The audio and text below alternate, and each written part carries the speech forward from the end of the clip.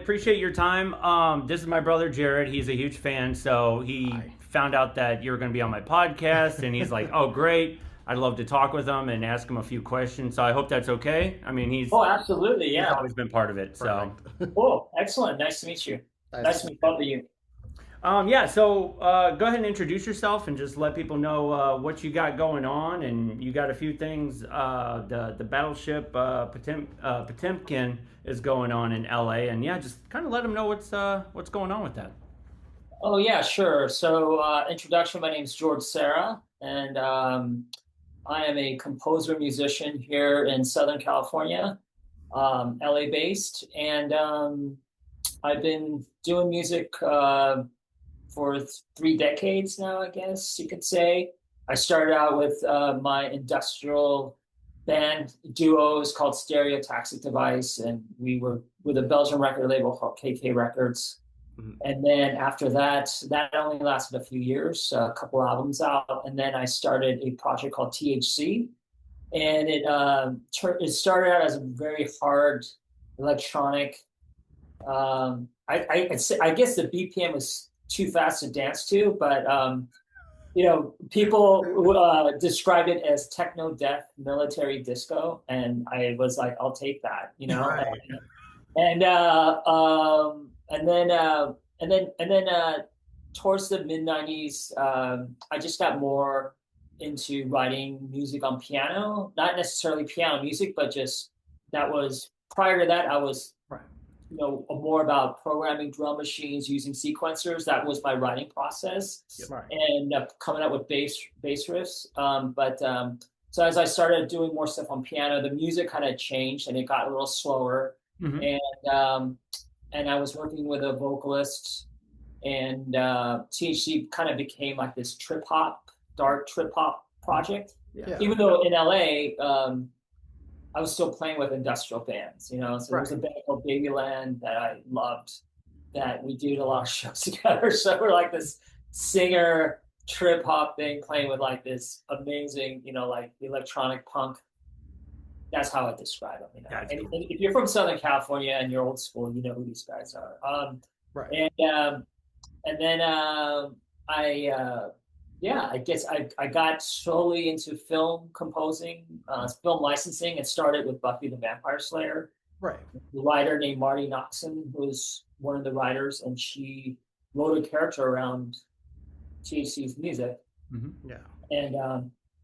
And coincidentally, it was right at the time when the vocalist and I had separated, collaboratively, and so they asked me to, be on the show, play the keyboard player, and I was like, sure.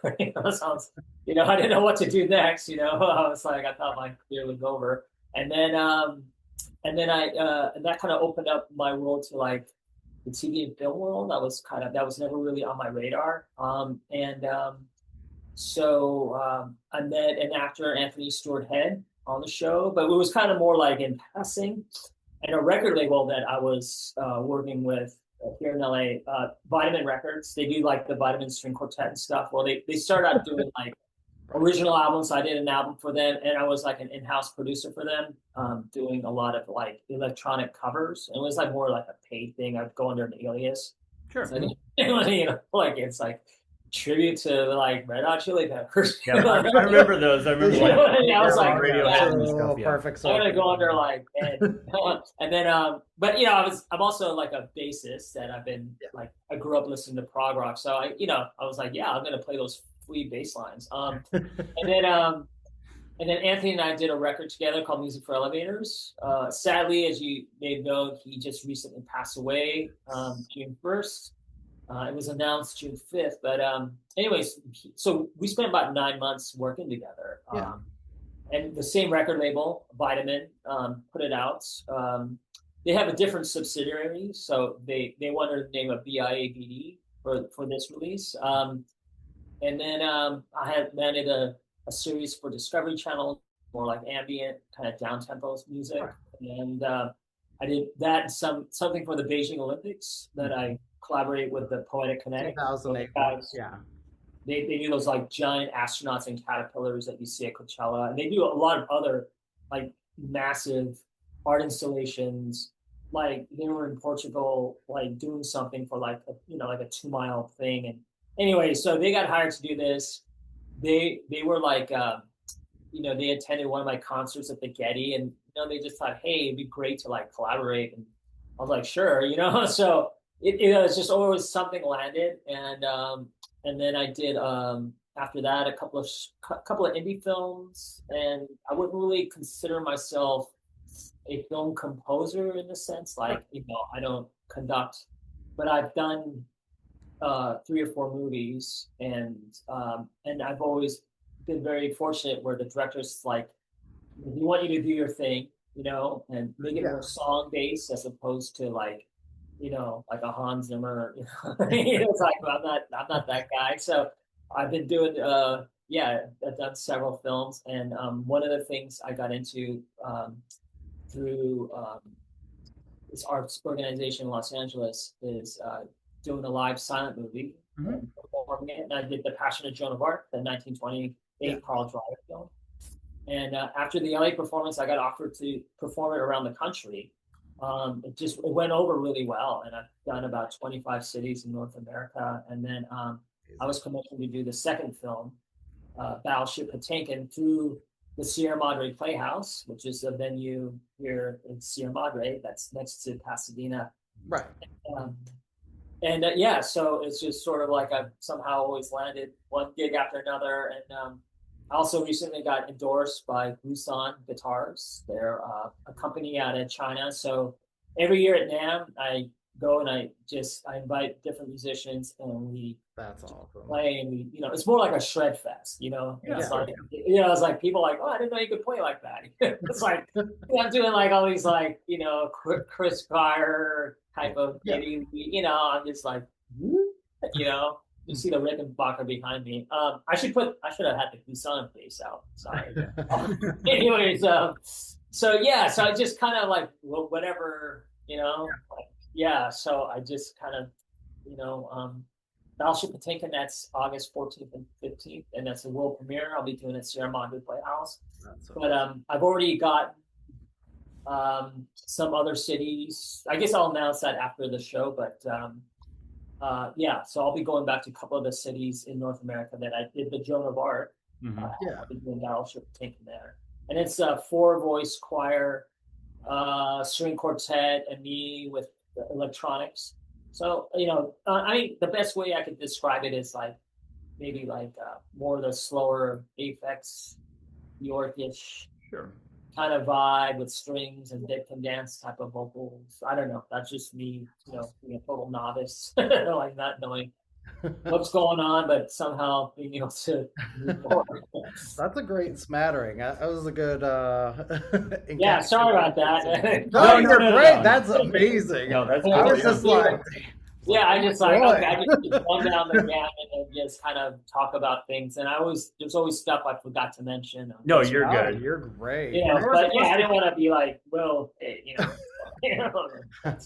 No, you're good. And most of our questions are kind of like, are pretty. We'll kind of add a few that, things to it where we kind of ask certain questions because we pretty much like really geeked out over we're gonna touch on basically all of that. I was like, that's awesome. It's kind of a good mise-en-scene of. Cool. And then on a little side note, my THC album, Adagio, that was featured in Buffy, that's actually getting a reissue double vinyl release. Oh, nice. At the sometime I guess at the end of the summer. Okay, that's cool. I guess it's happening. I mean, it's going. I reached out to the vocalist, and she's down, and we haven't spoken in a long time, but it's like, hey, this is really cool. The album seems to be more popular now than it was then, and like used copies are going for a lot, and it's so it's just like, hey, let's just people have been asking, so there's a small label that they just want to do it, and it's just kind of like they'll press it and just see what happens. Cool. That's so cool. And so I'll have all that information whenever you release it, and kind of let people know on your social media. I'll share it, and then I'll even if I got to link anything into the this podcast description, I will do that to make sure that everybody knows about the show coming up, and then any other releases, especially with the THC double vinyl. I think a lot of people are very excited and would like to know about that. So cool. Sure. Yeah. Oh, do you want to go and ask? Yeah, go for it. Yeah, jump in. All right. So, this one, just like I know sometimes with the creative process, it's a lot of people describe it differently. Some describe it as like a muscle that they have to exercise daily. I know people like Stephen King, Ray Bradbury. They would constantly, daily do a bunch of work. And on the flip side, you'd hear from others saying that creativity is a bit like a cat that just comes out of hiding randomly, and you're like, oh shit, you're there. And between those two polar opposites, how would you describe your particular style of creativity? I guess I I don't know. I guess maybe on a subconscious level, there's a lot of artists where I find that, I mean, there's always exceptions, like people like Bowie and stuff, where they hit this peak and they stayed at a peak their whole lives, like to me, Black Star is as important as Ziggy Stardust, So, so one thing I've sort of, I guess maybe in a subconscious way is, like when I start a new project, I like to work with new gear.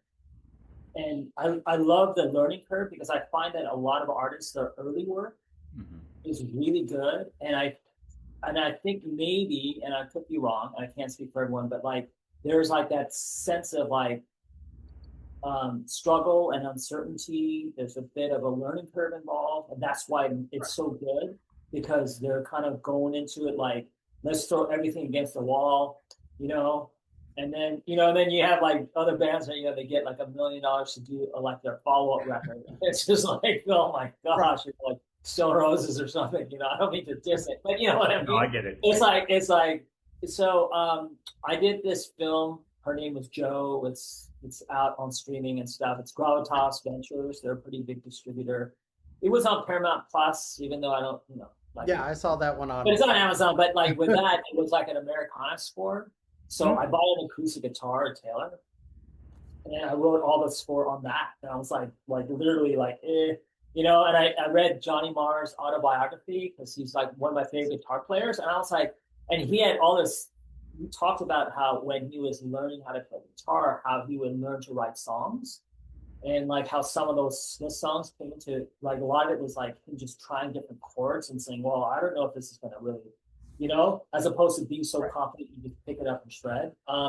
So yeah, I wrote this and I put a band together, and then we rehearsed in a garage, like we were going to do a show, but instead we went into a studio to record the soundtrack. And we did like vocal versions, instrumental versions, different things. And I gave it to the director, and so he can edit to it stuff, because the film wasn't like ready, so he was able to edit the film to the score that I gave him. There was still plenty of time for him to do that. So he didn't really have temp music. So I was very lucky. And then with the Battleship Potemkin, I'm kind of using different programs and stuff, and it's been a little bit of a challenge and a learning curve.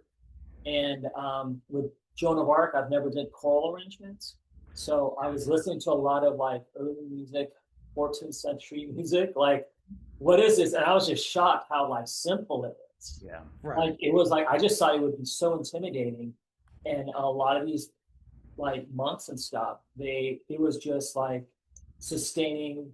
Like if you played it on a piano, you pretty much hit one note, like 8 bars, and you go it's just up and down the scale. Like it sounds like it takes a lot of patience for that. And you're like, oh my gosh, that's it. Like in my mind, I just thought it'd be like so intimidating, and it's like, oh okay, so it was like that kind of, oh then I can do that. I can write that. It's simple, but it's knowing how to tell a singer.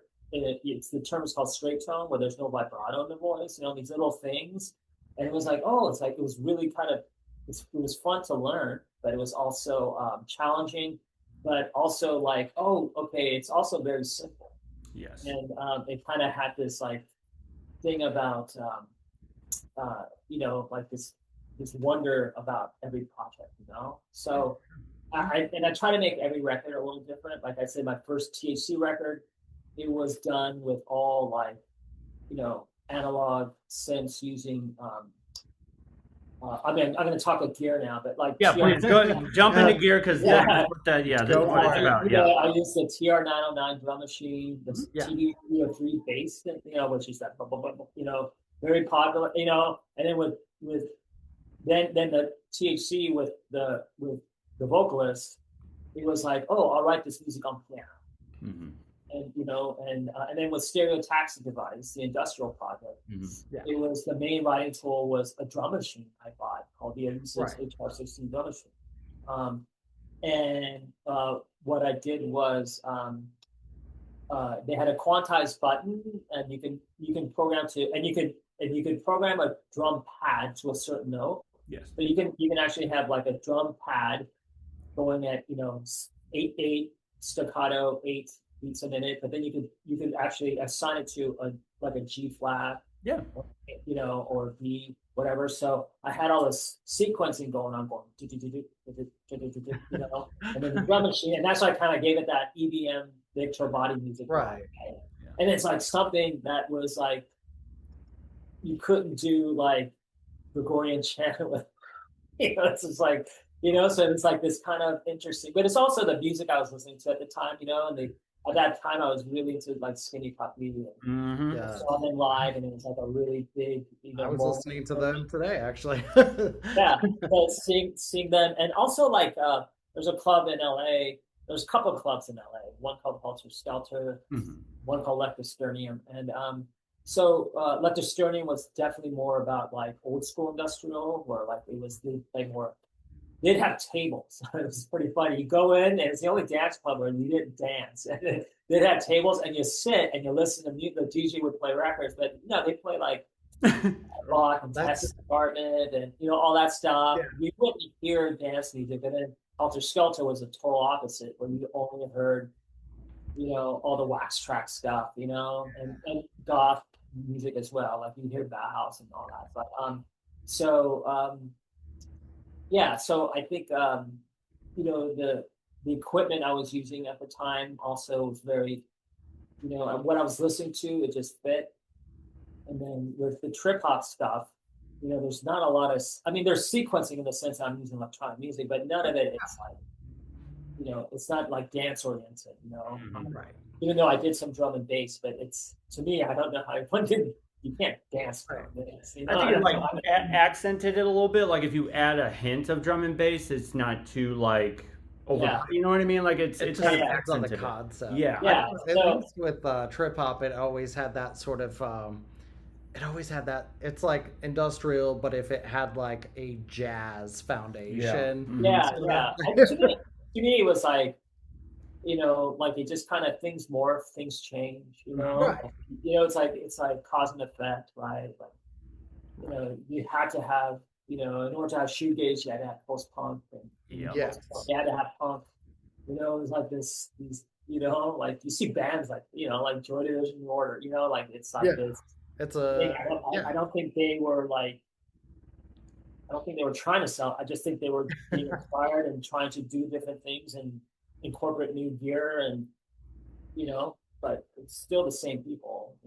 Right. And I think they were trying to find their own kind of sound where and that's kind of what you want to do. You don't want to be like cookie cutter because you want to be like, you want to stand out above the others, so you start like adding things to go, well, this is kind of my sound. So if you're starting to get trip hop and you got Massive Attack and Portishead and stuff like that, and you're going, well, they're not using this, so I'll go ahead and kind of put this into it to kind of help out to stand out above the others, if that makes sense. Yeah. So, that's just, that's kind of, right now I'm creating a lot of sounds. I'm creating a lot of drum sounds. Cool. Battleship Potemkin. So, writing the music itself it just came very like a burst of energy. And to go back to your question, I just think every individual is different when it comes to the creative process. For me, um, like I did a project where uh, there's a label up in Seattle, Real More Real, that I've worked with, and they're putting out a lot of like deep listening sound, Mm-hmm. Mm-hmm. um, like I wouldn't say like sound forests. It's like Like you know, soundscape. they did a project where I went out there and it was north of Seattle, and we had like 22 different artists, Mm-hmm. and we all had like contact mics and stuff, and we recorded Yeah. the sound, and then we were pouring sand into a can Okay. and then recording that and putting it into the laptop and adding a little effects, and then just everyone kind of put that stuff together and they pressed it on vinyl. It's called Campient, and there, you know, I went up and they asked me to do it. They're like, no, we're flying you up and we're covering, you know, it's like we invite people to come up. So I was like, okay, and I brought no instruments. I had no idea how they're gonna pull it off. And by the end of that weekend, like I felt I learned so much. Yeah. I was just like, you know, wow. And now it's like I did a song where I actually put a mic outside my window. Uh-huh. And as I'm recording, I was just recording whatever street noise, and Right. I had it mixed really low, and it just kind of gives it this feel. And it's like it's not, you know, it's there, but you don't know what it is. Like people were like, what is like, no, you know, people were worried. Oh wait, I heard a car go by, or but when it's really mixed low and it's got a little bit of reverb in it, it's like a drone, and it's just like, you know, now like when I'm out like at a hike in nature, I'm like more aware of like what I'm hearing Yep. and stuff like that. So that's like something, right? I would have never, you know, me personally, I would have not, but it's like always kind of reaching for something different, Sure. not necessarily like status, like, you know, my next record has to sell more. My next project is like, you know, like, okay, now I'm working with like no instruments to create music. Yeah, sure. It's like So you it's gotta- kind of like, okay, I don't know how that's going, but then it just happens, you know, like where you're kind of like you're like that 13-year-old, you know, starting your first band, right? And you're writing your songs for the first time. It's like kind of like that excitement and stuff, and that's why, you know, I would love to have every record feel like my first album. Good. That's great. Yeah, Actually, that's my goal. follow-up question. Yeah, go for it. Yeah, All no, right, please so, go ahead. Yeah. So please. it's very interesting that you mentioned that, as well as Miles Davis. I know Miles Davis loved piano music as well, especially like Ravel and Bach and things like that. I know. Ooh, sorry. Just cars out in the parking Yeah, there's lot. cars out in the parking lot. Sorry. There was a quack. That's exactly what I mean, man. Make sure that's in the podcast. Field Right. recordings, right? So, like with Miles Davis and David Bowie being two of like your big influences, I know they're both like iconic and yet unique in their own style. I know both were also outsiders whose childhoods had like really big impacts on their trajectory. I know like even in their teens, like Miles Davis was like working with like Charlie Parker, aka the Bird, and then you have like Bowie going and playing in the Manish Boys with like Jimmy Page and stuff. And I know like with Miles, he kind of came out, well, he lived kind of under the shadow of like the Red Summer race riots and things like that, while like Bowie also had like the post World War II kind of hanging over his head as well. So it's like they're both creative individuals who kind of had a very interesting childhood. So how would you say certain aspects of your childhood and adolescence, like your teen years, how did that have an impact on you as an artist in general? Yeah, so I was born in Seoul, South Korea. My father's American, my mother's Korean. And I moved here when I was 4. And then I grew up in Palos Verdes, which is, you know, on the coast. It's like, you know, like just right on the beach. You know, I surfed as a kid and stuff. And so I was recently diagnosed with autism, like high functioning autism.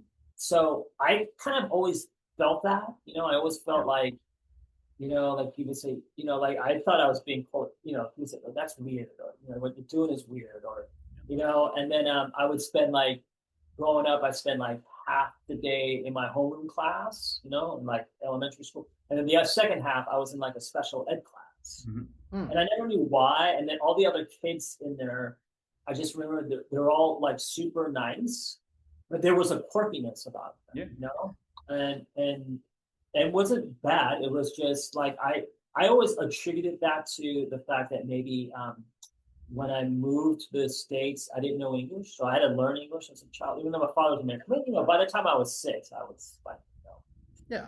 speaking fluent. But when I first moved here, I didn't know any English, so I just always attributed to that. But I think so. I think I even as a kid growing up, I did kind of spend a lot of time alone. But lucky for me, I had the beach and I'd surfed and stuff like that. I'd go on hikes, and I started music at an early age, and I had an older brother who was like a music fanatic.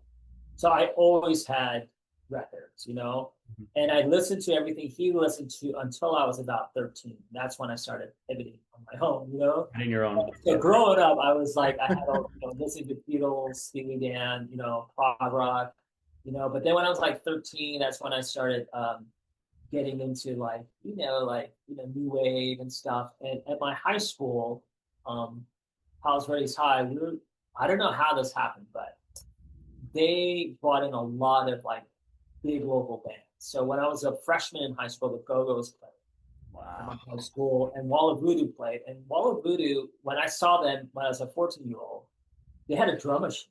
And there was always this kind of prejudice against drum machines, like, oh yeah, and then when I heard the drum machine through the PA, it was like, wow, that just sounded so great. They played the percussion. And, like these guys were, big. They were being played on, you saw them on MTV and stuff. And I was like, wow, and Oingo Boingo played at high school. And they were always different. Like, I think like maybe when the rest of the country were, they're like, I'm not knocking any bands. I'm just saying like, listen to like Motley Crue, even though Motley Crue's LA, but they're listening to like Def Leppard and stuff. Yeah, sure. I was watching like Oingo Boingo and Danny Elfman playing at my high school and stuff, and it was like so different and unique, and they were great musicians. But I was like, wow, like it was like this other possibility, this other like and right. Big, they're getting big, and Wall Voodoo, Go-Go's, the Plimsolls, they all played at my high school. So I was like watching these bands kind of do their own. And then it was around that time I started listening to like Gary Newman, and I got really into Bowie, and all that, the Jam, it's like all that stuff, right? And like my brother, we kind of hit it, and then when I was 13, this girl at my school, really popular, beautiful girl, Rosie, said, hey, I heard, you have a band and I'm having a slumber party. Do you guys want to play at my slumber party? And I was like, yeah. And I was like, guys, and we were like, we were 13 and we knew a few songs, really easy ones. Mostly covers or like original stuff or? Yeah, well, what happened was, we were so like, we were still young. Like I would only, we were all playing music at that point for about a year, so we were trying to play these songs and it just wasn't. And then I was like, why don't we just write our own songs? It's easy, but it's ours and we could play a whole set. And I was like, yeah, let's do it. So we wrote these songs, and that kind of got us into like, wow, that was fun, and that's better than trying to cover. So from that point on, I was like a songwriter, and then by the time I was in middle high school, I had my own band, and we all had originals, and we were playing clubs, and so it just kind of started, that thing. So my high school, I think, was, I was fortunate to have the arts around me. I guess I didn't think about it at the time, like where you could have band at your high school and then watch them on MTV, and you're like, oh, like it's kind of like it gave you this, it's not a big, like this hope kind of thing. Or I think a lot of people, like when I graduated, I moved to LA kind of thing, because they were like, they saw this as a beacon of hope, and I was like, bro, I was already there. Right. Like, you know what I mean? Like, it was just very, very fortunate. It had a downside. Like I think with my autism and stuff, like I just never really fit in. You know, I was kind of a loner. And I think that's kind of what got me into goth music, you know. And Right. then it was just like, you know, and I think there was this record store in Long Beach. It was just close to Palos Verdes called Zed Records. Mm-hmm. And they only carried like punk and post-punk stuff. And I went in there and I saw Joy Division's Closer album, but I had no idea what it is. But just the album cover, Oh yeah. I was just like, there was something about it. It's like, okay, I'm gonna, you know, take the gamble and buy this because I didn't know. And then I put it on, and it was just like not at the time. It was like nothing that I've ever heard because everyone was so like, I didn't have songs that just had a riff and then just like, you know, heart and soul. You know, it's like one bass line and it just continues for 5 minutes. You know, like everyone was like, you gotta know how to write a song, bro. You know, where's the chorus, the pre-chorus, the bridge, the verse, and the lyrics just got to hit. You know, like everyone's like these kind of like, here's the formula. You know, if you want to be like Van Halen, you know, you got to do this. You know, and it's like, you know, and I was like, well, I don't know, man. This guy committed suicide, and it's pretty fucking dark. And I made it. Right. You know? And it spoke to me, you know, as like a person who was like, I felt like, oh, this is mine. You know, because no one else kind of knew about it. I tell people, you know, Joy Division? They're like, no. That's One of the early ones. It's like your little treasure. You're like, okay, good. This is mine. Mine. I love that. And then I did it the second time with Cocktail Twins. People played that record. Where I just saw that and I knew it's gonna like, okay, I'll take the risk. And oh my gosh, like, so I heard these records for the first time. It was like a gamble, and I think it just really made. I mean, these are albums I still listen to, and I think I was just at the right place at the right time because I didn't read a review or anything. It was just the artwork, but it was the fact that it was at Zed Records, so I knew it had to be good. But the majority of the stuff that they had was like punk, and Orange County punk and stuff, and I couldn't really relate to that. To me, it was like very much similar to like the Jocks. That's cool. Like if Josh became punks, they'd be listening to this. And I'm not trying to knock it on this might be honest, you know. So I was like, I needed something that was a little bit more introspective, more personal, and I found that in Joy Division Cocktail Twins. Yeah, listening to like Orange County, like punk, I'm like, I don't know how to skateboard. I'm really terrible at this. But all of a sudden you hear like, you know, Machines of Loving Grace or Nine Inch Nails, and I'm like, okay, this is a little bit more my speed. Or I think we can all agree. We all connected to it. You know, like if it's goth and industrial and stuff, it's just like, oh, this speaks to me. Like I feel close to it. And then I after high school I moved up to LA with my brother. There was this goth club called the Crit Club. And they were 21 and over, but I went and I like there was no one checked my ID, you know. And I walked in and it was like really cool because I walked in and the first thing the owner of the club, his name is Frank, we're still in touch. He came up to me and was like, hey, we have a new creature among us.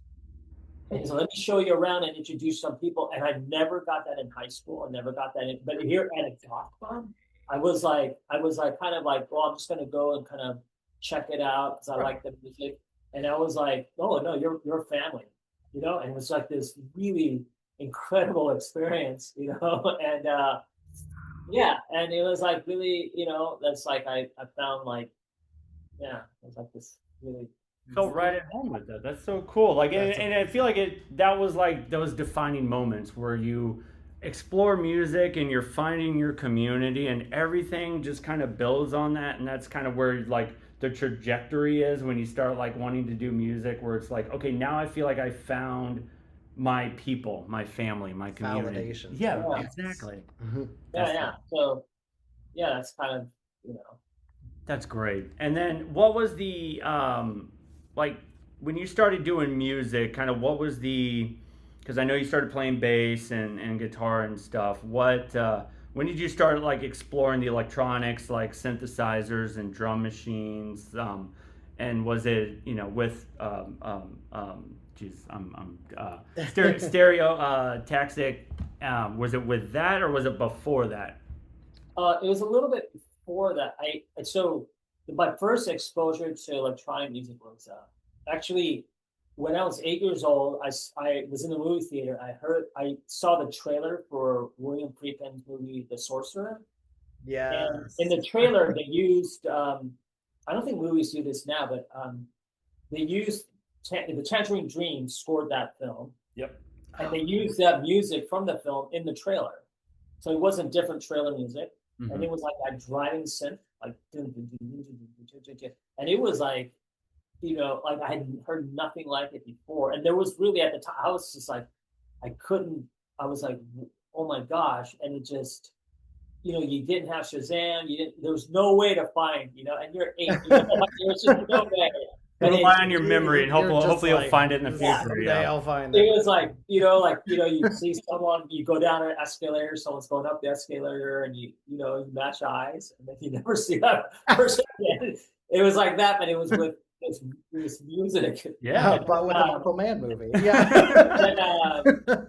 and then a few years later, I saw Midnight Express, and Giorgio Moroder did the score for that. Yep. And it was very similar. It was very like the Berlin, obviously these guys are from Yeah.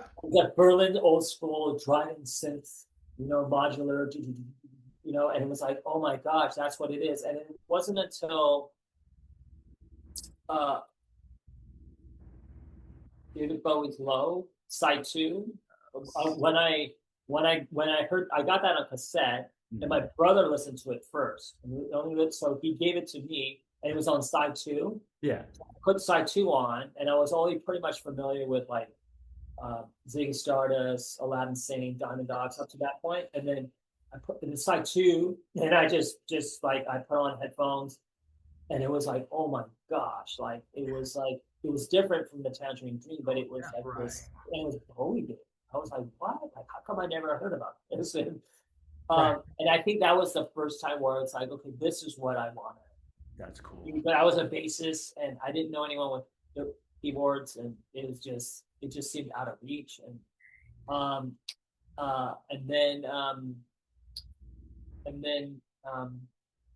and then I got into Kraftwerk and all those bands. And synth pop was really big. I was just a lot of synth music. But I think I saw Skinny Puppy, Vivisect Sick tour, 1988. Yep. And that's when it was just like, it was just so hard, and it was electronic music, and it just sounded like harder than anything at the time I've ever heard before. And I've heard Neubauten and Leibot prior to that, but this was like, to me, on another level. And I was like, I just, even though I'm a bassist and I play I was taking piano lessons as a 10-year-old, but I was like something I did because more like my parents wanted me to do it. So I knew how to play piano, but I was like, playing bass because of all the Joy Division, Cocteau Twins influence, bass driven type stuff. Yeah. Okay. But after so that's like, okay, I got to start an industrial band, and it was really difficult. And I ended up meeting two people who weren't musicians. They were people who they placed an ad in a music magazine, and they listed Skinny Puppy. They want to do music like Skinny Puppy, industrial and stuff like that. So I contacted them, and we met up, and but I was like, they have the spirit to do it, because it was still very much hair metal in LA. Right. And, and it was just, I mean, like I didn't know outside like the bigger bands, but no one was really doing industrial music. I mean, it was still very much goth and death rock clubs, the local bands, and so I just thought, okay, well, I'll start a band with non-musicians, and maybe we can, go as far as we can go, right? Because it's about creating noise and sound and banging exactly. up, hitting, metallic objects, with a metal pipe, you know what I mean? It's like more like that, and then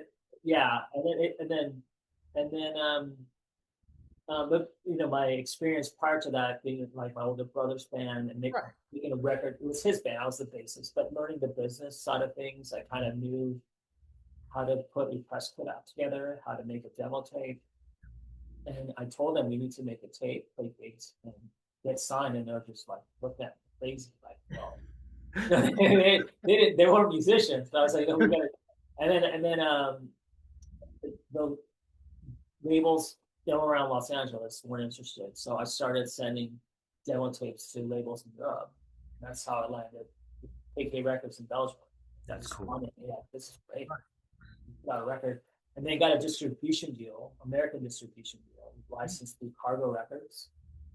So it was like everywhere, you know. So we went from like non-musicians to like within 2 years having all our vinyl, cassette, CDs in 1990, like at Power Records and everywhere. So you got your first taste of the industry, and you're just like, Yeah, okay, it was like it was a horrible deal, but at the time, you know, right. it's like They always are. Yeah, the first deal's never the best deal, you know. So I was 20 years old, and I was desperate, you know. I Right. wanted to do a kind of music that I just couldn't find in anyone. And so, you know, when you know, it's like you work with people who listen to that music, but they're not musicians, but they want to do it, and they obviously taste it. So yeah. Yeah, so that's how that happened. Is it surreal that at the beginning you were talking about how, you know, industrial and dark wave was kind of, you know, you were kind of up against like hair metal and stuff like that out there, but now there's a huge goth industrial dark wave scene now in LA, and do you kind of step in and go, okay, I was kind of the originators here in the sort of LA scene, and all you guys, like you don't even know the stages I've played, and you know, working playing the DNA Club and stuff like that in '92. It's like you guys aren't, you know. But what do you think about the sort of the progression of, you know, where the LA scene kind of started and kind of where it's at now? I think, you know, Los Angeles is a very interesting place. I mean, I love it, I do. But it's also, I mean, this is my perspective, but transplants can feel more, um, transplants can call LA home more than the locals. Yeah. You know, like I know people who are like, yeah, you know, I went to this like taco chain called, you know, Paquito Mas. It's the best Mexican food in LA, right? I'm like, what are you talking about, dude? Like, you need to go to Boyle Heights. And I'm like, what's that? It's like, they're not, you know, it'd be like if, let's just say a band from Portland moved to Brooklyn, New York. Yeah. Right. Years later, they're like, we're the boys of New York. I mean, they'd be beaten up. You know what I mean? No, seriously, Right. they'd be assaulted. You know, but in LA, you can do, you know, it's like you have so many people coming here, and then they meet other people who are transplants, and then they feel more of a connection with the person who just moved here because that's their bond, right? Sure. And then the people who grew up here are like, that's a different thing. So I would say majority of those people have no idea who I am. Like when I look at my stats, like the stereotactic device, you know, we toured Europe, we did festivals over there. And you know, we did tour with Dive and different bands, and in the mid '90s, I actually joined because, you know, I tell you my bass playing chops. Death Ride 69. They were With My Life at the Throat Kill. Yeah. Yeah. So Linda, it's her project, and she's a singer and drummer, and she also played drums for Thrill Kill Cult. Yep. And so this is in '96 when they were on Interscope, and they had this big tour. It was like 9 weeks across the U.S., and she was like, George, I got this opening slot, and do you want to play bass? And we'll go, and it'll be awesome. And I was like, okay. So we did this tour with Thrill Kill Cult. Like it was like 32 dates. It was crazy. And then Death Ride did several on her own before and after. So it was like a long tour. Yeah. So you know, that was cool. I thought by then I was kind of out of it, but then, you know, was brought back in, and it was fun, you know, just to be the bass player, not have responsibility. Sure. But I would say, yeah, there's so many, like, and they're really good bands. And I mean, I just heard a band yesterday, and I thought the song was amazing. Called, I don't want to get the It's okay. You can send it to me later. So Yeah, yeah. Um, and they're like a local band, and it's kind of like dark wave, synth wavy. I don't know, yep. but yeah, I've met a lot of we try to reach out and stuff because I do a side project. It's kind of industrial goth. It's me playing bass with a lot of distortion Hmm. and I have strings, and it's kind of like the strings are playing more of like a horror kind of vibe. It's some Hmm. of the music I did for a horror movie that I took excerpts and reworked. And like I played at an industrial mechanism up in Seattle. Hmm. And they were like, oh my gosh, yeah, dude, we're happy. And in San Diego, Club Therapy, they were like, oh my gosh, yeah, yeah, yeah. In LA, they're like, I've never heard of him. I don't know who Stereotactic Device is. I don't know who THC is. I don't know. Stereotactic, we're on KK Records. Yep. And, I put out a record on Cleopatra, an ambient album called Perfexis. Yep. And I did some work for them too, doing covers, just like the Vitamin stuff. I did like I wonder aliases on that one too. But so it's interesting that there's this huge scene and stuff, and like they're like I've never heard of. Their memory only goes back like maybe 10 or 15. Right. Sure. That's Which is fine. Like it's not like it's not like we're ministry or something. Yeah. But it's interesting that in other places people do it, and our biggest fan base is in Brazil. I mean, there's a band that plays these big clubs in Brazil and like South America, and they cover one of my songs.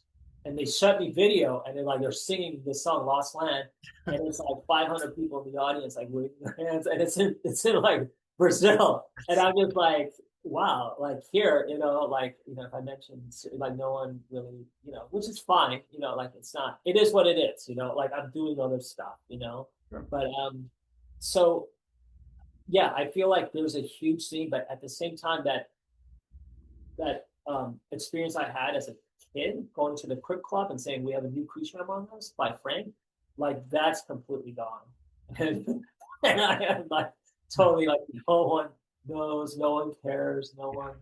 I reached out to this one DJ who has a really cool show on KXLU called New Bloom, and she didn't know who I was, but I sent her some music, and she actually, has played it. And we've emailed each other and stuff, and to her, it's like a new discovery thing.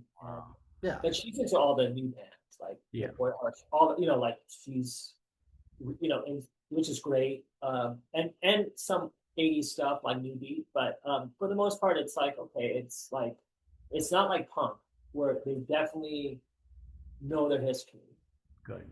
and they appreciate that, but that's why you can have people like Alice Bag, who isn't like a huge name, but everyone will like pay respects because of like what she was kind of a pioneer, for sure, of that being a female punk artist, like you don't have to necessarily buy the records and stuff, but that wow, this woman was like really doing it like way before anyone, it's like it's just fine, it's like but it's kind of, I guess it's like maybe that's kind of the ethos of Los Angeles arts, even in film and TV and actors and stuff like that. You might have a big role, you might have been like the dude in Chips, and no one knows who you are anymore. At one time you had the number one show on TV with 40 million viewers, and now like everyone's like, "Who are you?"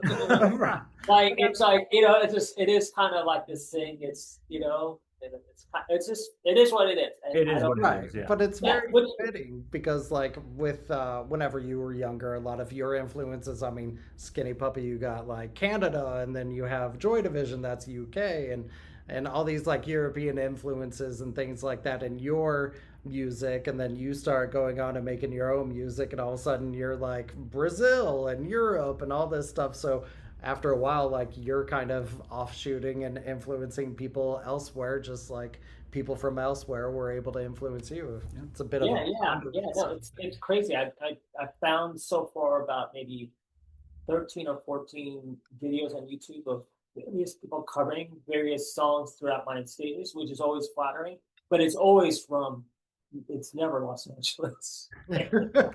It's like it's just fun, but Yeah. it is. But it's like it's and I don't know if it's always just because they don't. Uh, it's like if you know the person, it's a little but if you don't know them, it's a little bit more of a this imaginary. Sure. I Yes. get that. I don't know. Um, I, Yeah, it's fine though. I mean, it's like it's at the same time Los Angeles. It's like, I mean, I just got commissioned to write a score for a film. Like I mean, I'm Oh, getting to nice. do that, right? And so it's like, yeah, I'm grateful, and it's like, and it's just the work is just seems to be going, even though it's Not good. It keeps it's going. unplanned, and I don't have an agent or whatever, and Yeah. it's sort of. But I'm very active, like. good. That's amazing. Good. Anthony passed away, and I want to kind of go into the project that you both worked on, music for elevators, and yeah, kind of tell me like the process, backstory, and then if you got any cool like stories working with them and everything like that. I kind of want to feel like we can kind of pay tribute to them, and so. Yeah, just talk about the process of the album, and then any cool recording stories or anything like Or that, something funny. or something funny. You know what I mean? Like if you're Oh, coming I know on, he was known for his yeah. humor, for sure. yeah, Yeah, so I first met him briefly. It was just like a hello on the set of Buffy the Vampire Slayer. So when I performed the THC music on season 4, they had it was THC, but it was a fictitious band called Shy, yeah, I It saw was that. like this Veruca, she was a werewolf, and I had a band, and it was my music, and they're like, we can't have the singer because we have an actor. So I'm like, no, the band's broken up for the most part. And they're like, so I mean, I still had to get her permission, of course, because it's our music, and we've always held on to our, we've never signed away our rights or anything. So Yeah. any business is just, I reach out to her, and so she was like, that's fine, and then so I was on the set like 3 or 4 days because we shot several episodes. It was a couple of episodes, but it was always in the Bronze, which is the club at the Buffy thing. Yeah. The bands play at. So briefly, he was in those scenes, so it was just more like a hello thing. My interaction was more with Seth Green actually. So he came up and said, "I really like that stuff, man." And I was like, Yeah, Right. sure. we're talking music. So, and then I was doing music for Vitamin Records, and I put out an original album called Opus 11. Yep. And there was a woman there she was an intern that got promoted to A&R, and she said, "Hey George, I have this idea. Like I'm a huge Anthony Stewart Head fan, and and his older brother Murray Head One Night in Bangkok and all that, right? It's like I know he's dabbled with music. Maybe if I can set up a meeting between you two to do an album, we'll pay you guys to do a record." And I was like, sure, like if you could make that happen. Like I didn't get Tony's contact. It was just like, hello, like I had no idea. Like right. So hands, so yeah. she reached out to his manager or his agent and stuff. And he just loved the idea. So he was like, hey, he called me on the phone and said, "Hey, George, like, yeah, we met briefly, and let's let's meet for dinner and let's talk about this and see what's up." And we met for dinner, and he was just so excited. I was like, he was like, "Hey, mate, how's it going?" Like it was like, from, and then we were just talking, and because he's older, but he's English, I was like, he's got to have good taste in music. And we just talked like about Bowie all night. Right. I don't blame you. We were both like, I was like, he's my number one artist, and he's like, he's more number one too. And we talked about all, it's like, I love Mo as much as Ziggy and Scary Monster. He's like, me too. We're just all really into it. And then it was like, okay, so we told the label, hey, the meeting went well, and so the next step should be like, he and I will get together and jam. Yeah. Come over and we'll just like mess around on instruments, nothing fancy, and then we'll see what happens. So he came over and I had a grand piano, and played piano, and I set up a few loops just to, as a drum rhythm. Yeah. I played synths, and and just we just came up with the first song we wrote like was like "What Can You Tell Me?" The first song on the album, Music for Elevators, and it just flowed. We just had all these ideas, and then I was recording it onto a DAT tape, just with a mic, just recording the room, just like someone would get a record an idea on a little Sure, a cassette, little demo. Yeah. phone, we play a guitar. I mean, but we had all these ideas, and it was like, wow, we just like within a few days we had like maybe 10 song ideas. Whoa. That and they were just kind of like riffs, with like Yeah. a verse and thing, and then we finished that, and then so I told Sandy, yeah, I think it's gonna really work out, and Anthony was like, told his agent like, just let's do it. Like I don't care about the money, like just whatever they offer. Like it's a small independent label, it's not gonna be anything. I think it's a great idea. And then they greenlit it, and then the idea was to kind of write the songs at my home, and then we would go to various studios to record. Like we do like 4 songs here, 4 songs there, and we collaborate with a bunch of different people, it's our songs, but we'd have guest musicians come in. Yeah, yeah, yeah. And gave it a different vibe, and he went back and forth a lot to his home in England, his kids and his wife, his partner, lived there. So and then so it took 9 months. Yeah. What is like, so I wouldn't do too much on my own. There's a few songs where he had a vocal track, and it was like his song was one of the songs called Talk to Me. And he had a like a scratch guitar track, but we had a final vocal track onto a click. Yeah. He was a really good singer. And then I took that and then did string arrangements, had a cellos and violins come in, had a requinto guitar player, a friend of mine, Michael Archuleta, do this kind of unique thing to it. Yeah. So like, so there's certain things I would finish on my own when he was away. Yeah. And then certain songs we do together, and then we try to bang it out. Like he'd have a Buffy shoot, and then he'd extend his stay in Los Angeles for like a week. Oh, and then it's like, okay, we have the songs written, but let's just go in and record everything, and and we just kind of like went in there, and there was one song we did mostly with like various different toy synthesizers. So it's called Only My Mistakes. Yeah. It didn't even have an output. We had to put a mic to the speaker and the keyboard, and we're like pressing buttons, and we're like, let's do it, and we just do stuff. We had one song with upright bass and a real drummer, Jay Bellaros. Yeah.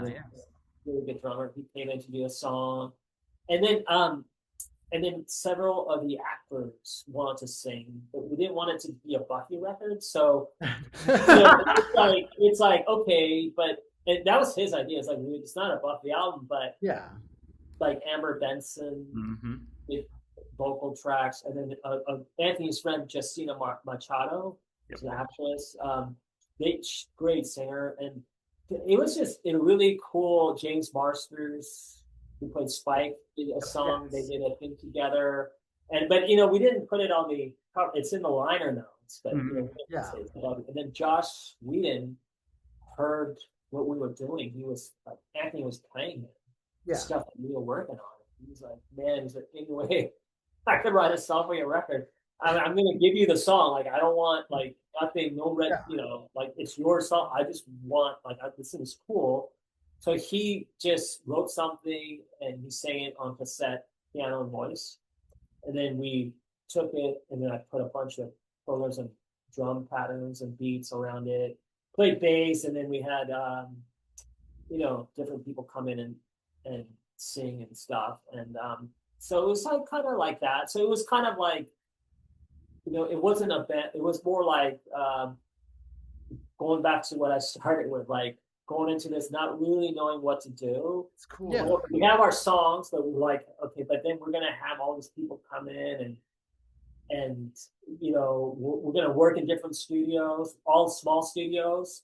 so that each has a different vibe and different feel to it. Yeah.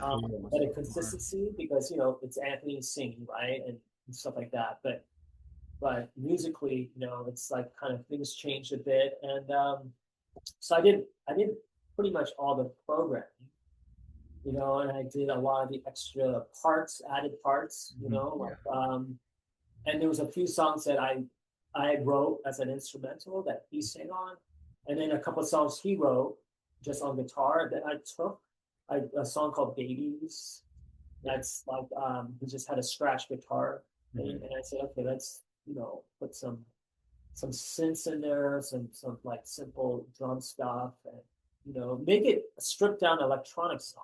Sure, of course, yeah. So like, what would it sound like with just like a drum machine, synths, two synth lines, and your voice and a guitar, kind of having that, because we could try that and then we do something else where we have like 24 tracks of all this different kind of sounds coming in and out, so it's always like not really, we felt very confident about the songs, so the way it was going to turn out or be produced was not an issue. Underneath it, we knew it was like we felt like we had a good song, so we can add stuff, we could turn it, we could put a beat, we could put no beats, whatever, didn't matter. So it was a lot of fun, and I think he was under a lot of stress because he took a leave from Buffy, and he did that to be with his family.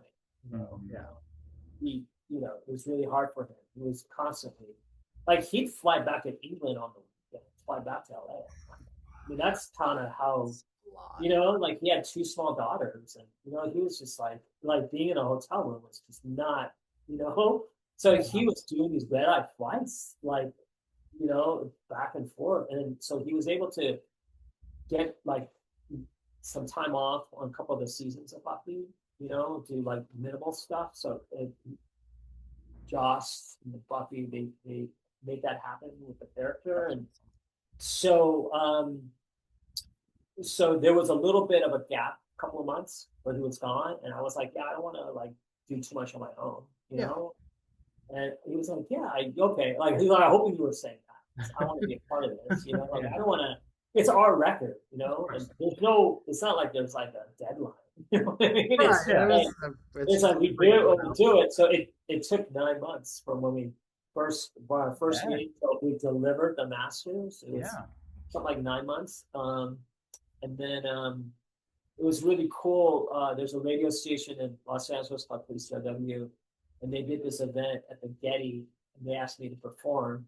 And Anthony would just happen to be in town that weekend. And I was like, I'm going to do, 6 songs set. There was like 4 bands, and why don't let's do 2 songs together, and stuff like that. And he was so excited. It's like, oh, like to him, he was like, it was like street creds or something. Yeah. Right. But he, because I think he felt like he was always worried that if he put out a record by himself, he'd be like considered David Hasselhoff, one of these actors. The actor slash, I get it. Yeah, you know what I mean? It's like David Duchovny has an album. Like he's gonna Bruce Willis, it's like all these other. It's like Jerry Seinfeld, like I mean, like like him and a acoustic guitar. It's like no, it's not a comedy record. It's like songs. Exactly. Yeah. It's like so. He was just so excited, like it was street creds because it was KCRW. It was at the Getty. And it was like kind of one of those things where like, you can't buy your way into that kind of stuff. So it was, we did 2 songs, and that was really cool. That's right when the album ended. Yep. So it was like no one had heard it, That's I don't know if I told the label. Yeah. I don't know if I did or not. The label doesn't know. It's like, I did a show, pop-up show. Sure. They were nice, but they're a little difficult to work with. Damn. It was just, oh gosh. It was like a really fun experience, and it did. I don't know if it did. It did like 25,000-30,000 records. I don't know. I mean, in the big scheme of things, that's not like huge, right? That's like, but to me, that was like a big deal. Like it was like, I didn't expect that. Yeah. And I think up to that point, it was like, who knows, like, how it would be received. But they didn't do any kind of promo for it. Mm-hmm. They didn't do a radio campaign. They didn't do any PR campaign. They just released it. Mm-hmm. Sure. Right. And it just word of mouth, like, because Buffy was so big that it was like in the top 50 Amazon sales for Yep. Right. half a year, I'm surprised they didn't which use is one of those any things songs for where, yeah, and it's sort of like, well, like Anthony, and then after that, when the record Anthony was gone back to England, Yep. and then actually I was asked to come back to Buffy Mm. to do a wedding episode on Yeah, I was season gonna say you were the conductor. Yeah. Oh. Yeah, the music supervisor was like, hey, I think I got a cool, like a one-time kind of thing, but it's an entire week of shooting, and it's like, really good pay, and you can invite your string players, and so we shot this episode. But yeah, Tony wasn't there; he was gone most of that season. Wow. So yeah, and then so by the time, yeah, so we stayed in touch, and I think the last message was last March, and I found a song that we did.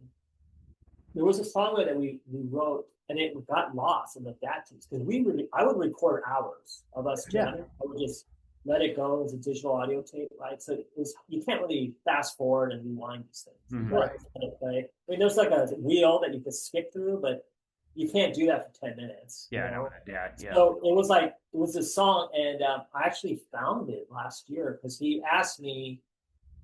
His mom did a piano concerto for the record called Love Song, and there was 2 tapes of that he recorded, and he was looking for the second tape because he wants to surprise her on her birthday. Anyways, long story. I was looking for that, and I found this one piece this idea we had that was like both of us were so excited about. Then we couldn't find it, and then we did the album. We're like, whatever happened to that? I don't know. I found it. I was like, Tony, I found that one song finally, dude. And I sent it to him, and he said, "Oh my gosh, yes." It was like he goes, "Oh, okay. Let me see what I can do. I'm not like I didn't like he said like my vocal singing isn't like I have to." Let me try to work on this. I don't know if I can sing it. So I wasn't sure what he meant by that. Mm-hmm. I don't know anything about, I knew it was pneumonia that he passed away, but I didn't know if he had health issues prior to that. You just don't think about, because like I see him, I was just really happy that, if he was on Ted Lasso, like I saw, like he was always, had all these really cool projects going on, so I was like, oh, awesome, dude. I was like really proud of him. And he'd always plug the record. So I was like, yes, keep that going, bro. And then, so yeah, it was like kind of sad that we had this, like one of our favorite pieces. We got lost, got found, and then now it's like, now it's gone forever. That's amazing. So with the, so like you and him bonded over Bowie. So like, was there a particular? Did you guys share like a same favorite album or anything like that of Bowie, or like focal points for your work together? I think so. My second favorite Bowie album is Hunky Dory, but that's his first favorite. His favorite is Hunky Dory, and then mine was Low. I think it was just pretty much most of like everything from, for me, it's Space Oddity up to Scary Monsters. Mm-hmm. And then I love songs, but like for me, like everything up to Scary Monsters, it's like a masterpiece where every song is like you don't skip any. Right. Stations, there's nothing to skip. You just put the whole thing on. And then in his later albums, there's like, okay, that's a really good album, but I can do maybe without that, with the exception of Blackstone. Maybe that's the perfect album. No, I just think, we didn't talk too much about Bowie. I mean, I know that when we were doing the album, I was turning him on to a lot of new music. Oh, good. And everything I played for him, he loved. I would make a recommendation and he'd go buy it. And he's like, "Oh, brilliant, George! This is brilliant, lovely." So at the time, Dance in the Dark just came out. Mm-hmm. Lars von Trier, and I saw that and I bought the soundtrack and I love the soundtrack. I told him about it, and he loved that too. He was like, "Oh, yeah, it was lovely." And then what else? I think like Mezzanine, Massive Attack is a big one. Yeah. He wasn't too familiar, and then he really liked that. What else? And then and the Kid A had just come out as Oh, well. with Radiohead, yeah. So I had him. I was like, you should check out Kid A because I bought that like the day it came out, and he really liked that too. So Yes. Like he was like, oh yeah, like thanks. Like he was in it. Like he was just gobbling it open to all all up. that stuff. Oh, it was Yeah. such a good time for music too, with like Yeah, and I think Kid A really struck with him because they were using electronic stuff Mm-hmm. and using experimental, but it was also very much like seasoned musicians, you know. right. So he loved that aspect, because he was very much a music guy. I mean, he loved, he obviously did music theater. I mean, he knew how to do it. And the other thing is, when I was working with various cast members from Buffy, like I gotta admit, like they had so much professionalism about them. Like it's like, yeah, can you be at the studio at 2 o'clock? They were there like at 1:50 with like a notepad of everything just worked out prior, and just I mean they did one take and it's like, boom, like oh, like I'm not one of those guys who like let's just like I don't know, like you try to find an issue, it makes you look good, and I was like, that sounds great, man. I'm like, wow.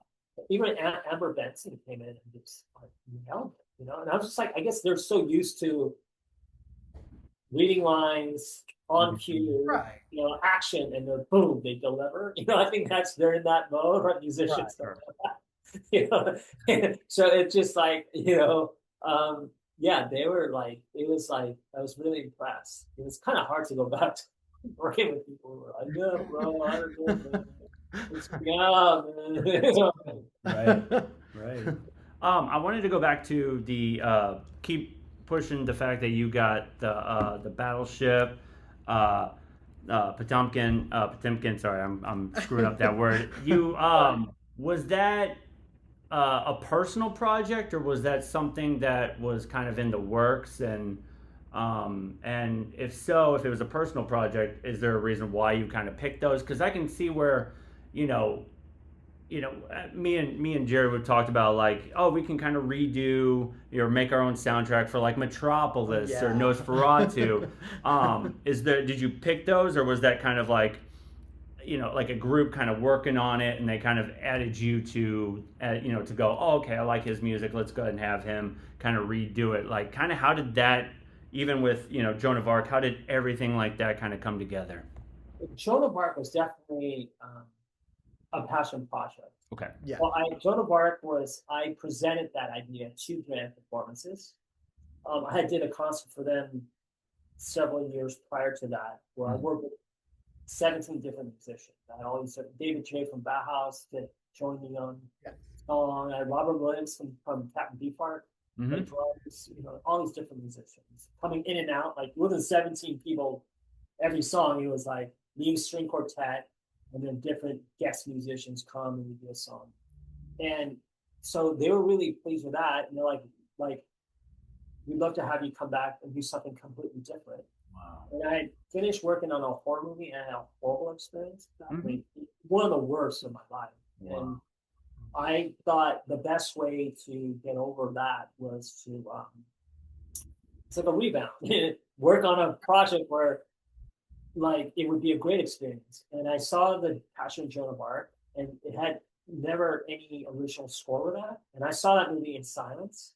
And I just thought, wow, this would be really cool to score. And I kind of already in my head imagining like Dead Can Dance, and then that's when I got really deep into early music. Discovered like Palestrina, William Burr, Hildegard Band, like Hildegard. Like I was like, oh my gosh, and really, got deep into that. So I contacted my performances and I said, how would you feel about me doing a live score for a silent film? And they're like, we love it. We have we have all the gear to do it. We've just never done it. Like we have a projector. We just never. So we have a full sound system, sound tech, and they were excited. And so that was something that I was like, oh, cool. And then when I did Passion and Joan of Arc at the Sierra Madre Playhouse, they said, we'd love for you to premiere something here, a silent movie. And I was like, okay, I never really thought, I've seen a lot of silent films, but I didn't think I could, I didn't hear, even with Metropolis, I couldn't hear what I would do to it. And I saw other films like, which I love. I've seen like Buster movies that I think are brilliant, and I'm like, I just don't think I can do that. Like I don't know what I do that would give it real justice. Sure, of course. Right. Like I don't want to do something for a paycheck. Like it just wouldn't be. And then so I saw a couple of silent movies, and I saw two. I was like, I was going back and forth. I love Faust. I thought that was brilliant. Yeah. And then I thought Battleship Potemkin, and I thought that was brilliant. And with both films, I watched it with not the music that accompanied it, but I put the volume off, and I actually used my own music Yeah. for like just kind of like tent music. Oh, how would this work if I put a track? I would watch a scene and be like, oh, I wonder, I have something maybe that, and then I did that with both films, and with Battleship was definitely like, oh, wait a minute, there was some of my older pieces I put to it. Oh, this is perfect, and I was like, okay, this is definitely, like, Faust is kind of like a comedy, Like, it's a great film, but it's like this. If there's, like a woman has a crush on the devil. He's running away from her. What I mean? He's being chased her. It's like it's kind of like this. It's a great film. With Battleship, it was intense. It's like Joan of Arc. Right. It's like it had the same level of like, oh shit, like with Joan of Arc, even though it's a film from 1928, it's like you wonder, well, can kids see this film?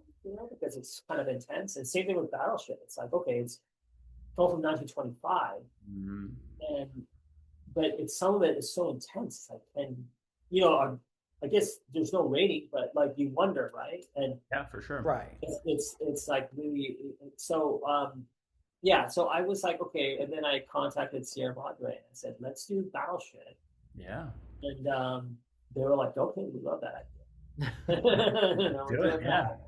So that's kind of like cool. So with these films and with all the films I do, I kind of have. I need to do Left Alone. I have that in my clause. Yeah. Guys, you'll hear it along with the audience for the first time.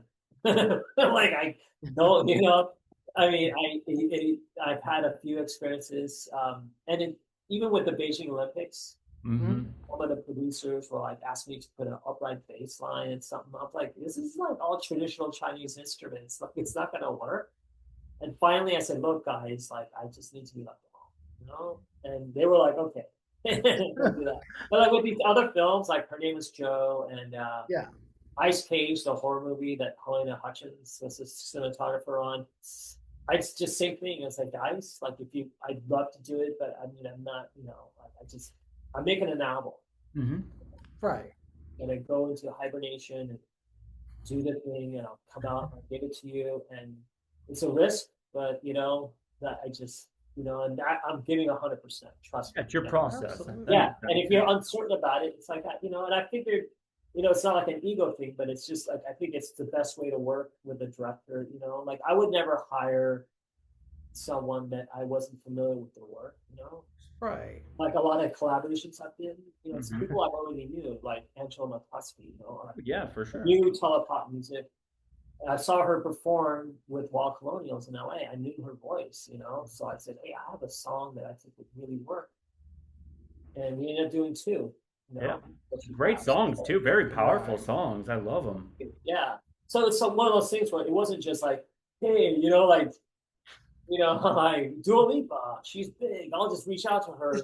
Like, I don't know, like, not gonna, but if it's someone that I've seen perform live, that I own their music, I'm a fan of, then it's gonna, and I hear it, I see how it would work. And same thing I think with film directors and musicians. It should be that way, Right. I think so. And I read that in interviews. Like I read the Trent Reznor interview where he was social network. It really kind of talked him into doing that. Yep. Yeah. I don't think he was like taking a course at Berkeley School of Music to learn how to score. You know what I mean? I just don't think that was going Part of on. the process, like learning. Yeah, just Danny instrument. Elfman and Tim Burton, same thing. They're like, he wanted Pee Wee's Hermit, Big Adventure, and he was like, okay, I'll like, it wasn't like I don't think he was like sending out resumes to a studio. Like it just so sometimes it works the best when it's like a meeting of the creative minds and spirits, and at the end of the day, it's a film. It's music for film. It's no different. Absolutely. So with those two movies, I know I know they're very different from each other. But I know like there's two bits of correlation I've always noticed between Joan of Arc and Potemkin, which is like uh, stylistically you have like montages and you have like these like very big close-ups like that are very emotional. Like you get these big emotions which are very um, powerful with those, especially like with the tear coming down her face, or like you get the close-ups of people during the stair sequence when it comes to Potemkin. But I also noticed like with both of those movies, they're very much like an individual or individuals versus the oppressive like sort of governments with the Potemkin, and then with the Joan of Arc, it's Joan of Arc one person versus like the power of the Catholic Church and things like that. So um, do either of the style or substance, do those have an impact on your music making at all with it? I think so. I think like you know, um, being like kind of an outsider, like Yes. that introspective of like it's like um, you like like Joan of Arc is right, and there's not she's not a heretic and whatever, right? She does not Right. deserve to be in birth to the state, but so it's sort of like being misunderstood and condemned. That's the connection I feel. And with Taken, it's more like a group of people, where you get innocents are getting slaughtered, stuff like that. Kids are being killed. Yeah, so I think it's more of that. There's a sense of suffering, Mm. Yes. and um, and uh, and the suffering is a personal suffering. It's not like a hero's death kind of thing. I mean, some would argue maybe Joan of Arc because she's a saint now, but at the time, She didn't know that. yeah, they didn't know, Yeah. and it was like yeah, having everyone around you turn their back. So it's like this kind of so it's somber, it's lonely. So I guess in that I felt like I can create music that isn't I mean, for me, it's like I think beautiful music works with anything. Mm-hmm. Yes. So like if you look at like Stanley Kubrick and stuff, like you have like Clockwork Orange, they have Beethoven, Yeah. like people getting beat up and all that. It's just like the beautiful music going on, like game fights, and it's like Mozart, as people's getting their head bashed in, Yeah. and Singing in the Rain as the guy's getting. Oh my God! Yeah, that's Right. in the rain. And in Stanley Kubrick, there's a duel scene. It's like that Hondo piece, and it's so beautiful. Even like in movies like is it 28 Days Later? The first one when they had the Brian Eno piece, and an ending. It's like this really beautiful ambient music when it's like zombies, Right. So Oh, yeah. I've always say that. I think beautiful music works with any situation, and I think if you put like no matter how brutal it is, if you put like Even if it's something, context. it's like it's beautiful, like in a gothic sense. Of right? course. Yeah. Yeah, I agree. To me, I find Cocteau Twins beautiful. Some people are like, "This, what is this?" So yeah, I just think there's a bit of that. That's why, like I was saying earlier, when I saw the general, when I saw sunrise, and these happy-go-lucky films. I just couldn't. Right. Couldn't feel I it. love the film, great piece of work, but I couldn't. I couldn't see how why I could add to that. Sure. And I just didn't want to say, let's do it anyways. Because they pretty much Sierra Madre said, you pick a film, we're gonna go with it. That's cool. So yeah, I wanted to do something where it's like I knew I could like, to respect to the filmmaker and to the audience. Yeah, that's all. That's Make cool. it, I think it's like, okay, this makes sense. we got time for one more question. Are we out of here at 3? Yeah. Okay. think All we're- right. I just want to we're do one more good. question, and then we'll let you go. I appreciate your time. Absolutely. What have you taken away from working on music this long, and what advice do you have for anybody who's going into music? Yes, I just advice. I don't know. Well, I own my own music, so Smart. every film I've done, even the Beijing Olympics, I own that music. Because I asked. Mhm. Remember, there was a meeting with some of the composers for Beijing Olympics. We're all sitting around at lunch. There's 30 composers, and there's a few of them were there, and we're all talking about the various different things. This guy Jeff Rona was doing something with like boats and stuff, and whatever. And I was doing this thing with my marionette puppets, and somehow I said, yeah. So I own, it's like, yeah. I wonder if I'll get like royalties because it's going to air and stuff. And they're like, when do you mean? I go, well, like, I did the publishing master on mine. And they're like, you did? I go, yeah. No, how'd you pull that off? I asked. Yeah, you have to Yeah. ask. Yeah. And I just explained to them why. Like, I go, if I ever wanted to do like a string quartet arrangement of the Beijing Olympics, please, Yeah. in 10 years, I don't want to have to like ask you or get sued. Like it's silly. Like it's just this thing that I'm doing, but it's my music. Of course. Like, okay, that makes sense. So like with all the films I've done, her name is even though it's on Amazon, Paramount Plus, I own 100% of that. The mastering, the publishing, Smart. and I work out a deal with the filmmaker. I said, well, it's as if you're licensing music. Right. If you want to use a song from a band, like you use like a song from like, whoever, Black Flag, Right. like you're not gonna own that song. You're gonna say Right. we're gonna pay you Of course. so that we can use it, Good. and there's no issue. And that's how you guys do that because it's these indie films. It's not a lot of money, and so yeah, I said own it, and then make sure it's registered, and I guess that's still advice, and That's great advice. yeah. actually. Yeah, especially now. I mean, I feel like we have a little bit more control. Like, I think that more people are becoming more aware of like, don't sign a contract that you're not quite familiar with, or Yes. now we also have like Bandcamp and Subvert and stuff, where the artists, they can put their music out and they'll get get the money back if people buy it, and it's not going into really anybody else's pocket. You know what I mean? Yeah. So So I guess that, and then I also I practice a lot. Good. Like, Practice on practice my instrument. And, Good. And people are like, "What do you play bass 3 hours a day?" And I was like, "Yeah, I have fun. I'm shredding." And then Yeah.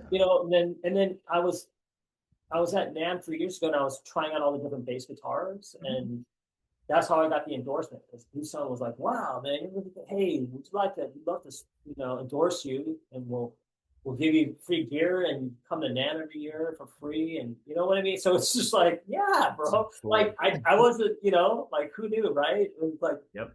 it's like that person that reads books and works, and it's like, wow, like kind of worked out on it, like whatever, like. So I just, I think learning how to play an instrument also like Good. not the technology side, but just riffing.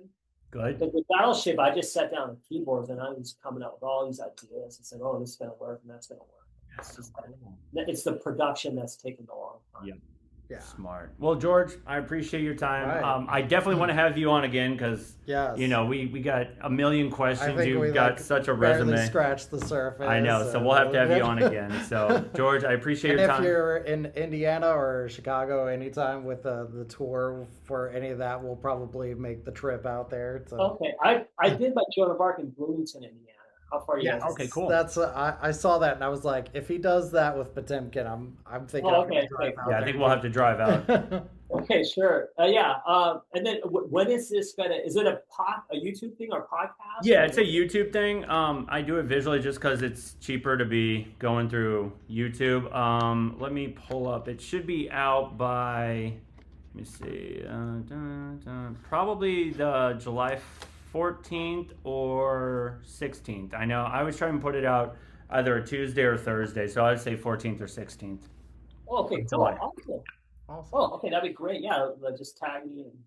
Well, definitely, yeah, and I'll Awesome. add everything. So, yeah, everybody check out Bandcamp. I'll have everything linked in the description. Again, follow his socials and just kind of keep track of everything that's been going on. And George, I appreciate your time, bud. Thank you, George. All right, man. Thank you very much.